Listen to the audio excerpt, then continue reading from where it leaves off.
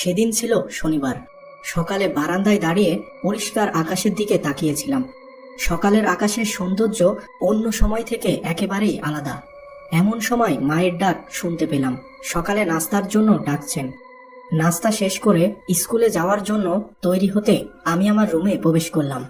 এমন সময় আমার মোবাইলটি বেজে উঠল। দেখি আমার টিউশন স্যার ফোন দিয়েছে। তিনি জানালেন যে আগামীকালের পড়াটা তিনি আজকে বিকালে পড়িয়ে দেবেন, অর্থাৎ আজকে বিকালে আমাকে একসাথে 2 দিনের টিউশন করা লাগবে। মাকে এই ব্যাপারে জানিয়ে দিলাম, যাতে করে বিকেলে আসতে দেরি হলে তিনি যেন আমার ব্যাপারে চিন্তা না করে। এদিকে আমার বান্ধবীটি আমাদের বাসায় চলে এসেছে। আমরা প্রতিদিন একসাথে স্কুলে যাই। ওই দিনও আমরা একসাথে আমার সাইকেলে করে স্কুলে গেলাম। স্কুলে সেদিন 7 পিরিয়ড ছিল। ছুটি হতে হতে বিকেল 5টা হয়ে গেল। তারপর আমি আর আমার বান্ধবী পূজা একসাথে টিউশনের জন্য রওনা দিলাম। আকাশে তখন ছোট ছোট মেঘ ভেসে বেড়াচ্ছে, তবে সে মেঘ থেকে মনে হয় না বৃষ্টি নামবে। টিউশন যখন শেষ হলো তখন ঘড়িতে সময় 6:30। স্যার আরো কিছু সময় পড়াতেন, কিন্তু মেঘের অবস্থা একেবারেই ভালো না। বাহিরে এসে দেখি আকাশ পুরো ঘন কালো মেঘে ছেয়ে গেছে। আমি আর পূজা তখন দ্রুত বাসার উদ্দেশ্যে রওনা দিলাম। আমি বেশ দ্রুত সাইকেল চালাতে লাগলাম। কিছু দূর যেতেই সাইকেলের চেন পড়ে গেল। ওহ, কি যে অবস্থা! চারিদিক শুধু কালো আর কালো।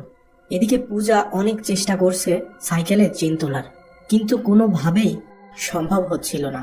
হঠাৎ পেছন থেকে একটি কণ্ঠ ভেসে আসলো। কি হয়েছে বাছা? সাইকেলের চেইন লাগছে না বুঝি? কণ্ঠ শুনে মনে হয় যেন বহু দূর থেকে কথাগুলি ভেসে আসছে। তারা দুইজনই পেছনে তাকিয়ে দেখে একজন বৃদ্ধা মহিলা তাদের সামনে দাঁড়িয়ে আছে। বৃদ্ধাটি সাদা কাপড় পরিহিত এবং মাথা ভর্তি সাদা চুল। চারিদিক তখন অন্ধকার, বৃষ্টি নামবে নামবে ভাব। আর এর ভিতর এই বৃদ্ধা কোথা থেকে এলো? আশেপাশে তেমন কোনো বাড়ি ঘরও নেই, একেবারে জনমানব শূন্য স্থান। দুইজনেই মনে মনে বেশ ভয় পেয়ে গেল, কিন্তু ওই বৃদ্ধাটিকে তা বুঝতে দিল না। তারা তখন বৃদ্ধার কথায় কোনো প্রকার জবাব না দিয়ে সাইকেলের চেন তোলায় ব্যস্ত হয়ে পড়ল। কিন্তু কিছু সময় চেষ্টা করার পরও তারা কোনোভাবেই সাইকেলের চেন তুলতে পারল না। এদিকে আকাশে 2-3 বার বজ্র গর্জে উঠেছে, আর সেই বৃদ্ধটি এক দৃষ্টিতে কিছুটা দূর থেকে তাদের দিকে তাকিয়ে আছে। অনেক চেষ্টা করার পরও তারা যখন সাইকেলের চেন তুলতে পারল না, তখন তারা সাইকেল নিয়ে দ্রুত হাঁটা শুরু করে বাসার উদ্দেশ্যে। তারা খেয়াল করে বৃদ্ধাটি একই দূরত্বে তাদের পিছু পিছু হেঁটে চলে আসছে।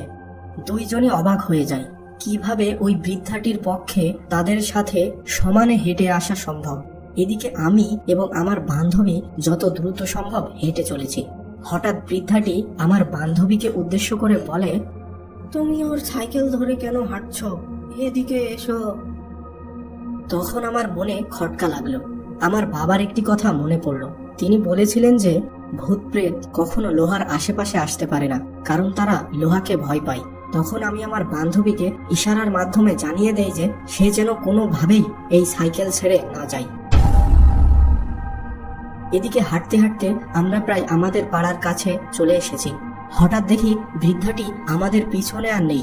রাস্তাটি বেশ সোজা চলে গেছে এবং আশেপাশে বাসা বাড়িও নেই, যার ফলে বৃদ্ধাটি যদি ফেরত যায় তাহলে তাকে এই রাস্তায় অবশ্যই দেখা যাবে।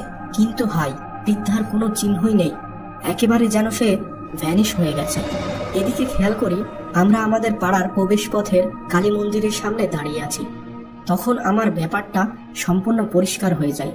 তখন আমরা দ্রুত যে যার বাসায় চলে যাই। বাসায় পৌঁছে একটু দম নিয়ে আমার মা এবং বাবাকে সমস্ত ঘটনা খুলে বললাম। তখন আমার বাবা বলল, যাক, আজ ওই সাইকেলটি ছিল বলে তোরা বেঁচে ফেললি। শুনেছি ওই রাস্তাটি ভালো না, বিভিন্ন প্রকার খারাপ আত্মারা ওই রাস্তা দিয়ে চলাচল করে। আর আজ তো শনিবার, তাতে আবার অমাবস্যা।